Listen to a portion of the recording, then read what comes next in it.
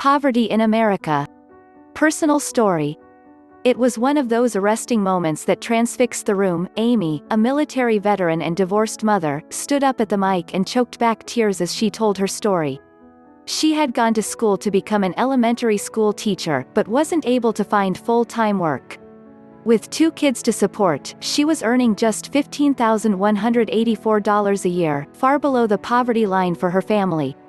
But she was one of the lucky ones for whom there was a lifeline. After obtaining Medicaid and Section 8 housing, Amy was admitted into a program at her local community action agency in her home state of Wisconsin that helped cover the costs of returning to school. Amy is now a reading specialist with a full-time stable job and benefits and owns her own home. The people listening to Amy's story were journalists. They were part of an unusual event organized by NBC News, my former employer, that brought journalists and anti-poverty advocates together to do something they don't do very often: talk to one another. Inspired by open mic poetry slams, this was called a poverty pitch slam.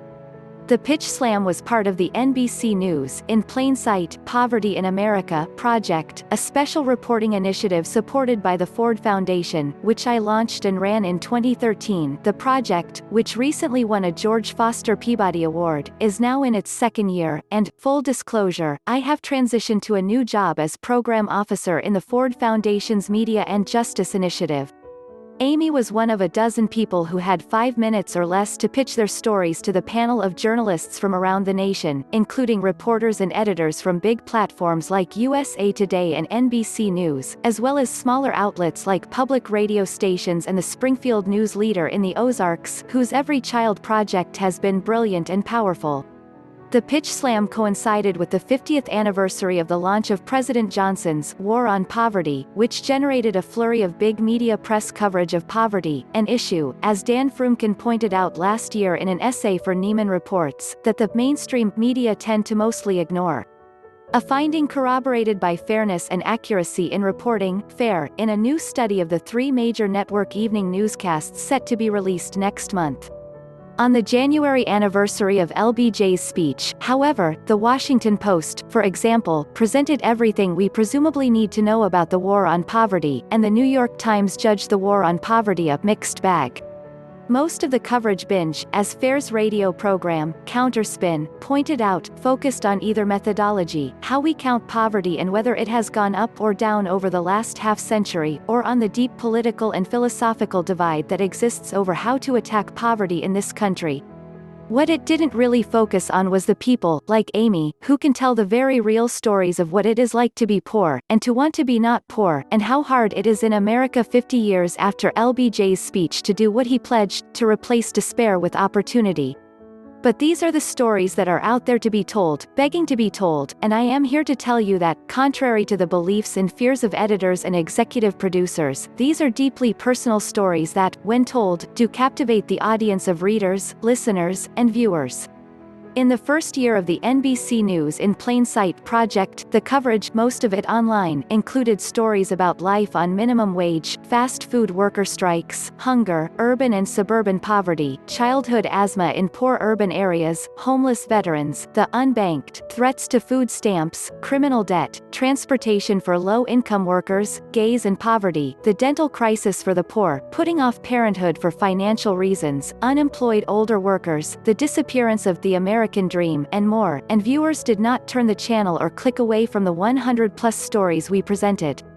In fact, the sharing of stories via social media was robust. So here are a few more story ideas that I didn't get around to, but I hope somebody else will. As Henny Youngman might have said had he been a journalist, take my story ideas, please. If you're so poor. When many Americans see food stamp recipients who are obese, or struggling families with flat-screen televisions, they wonder how this can happen. Same thing when they see a poor kid in an expensive pair of sneakers.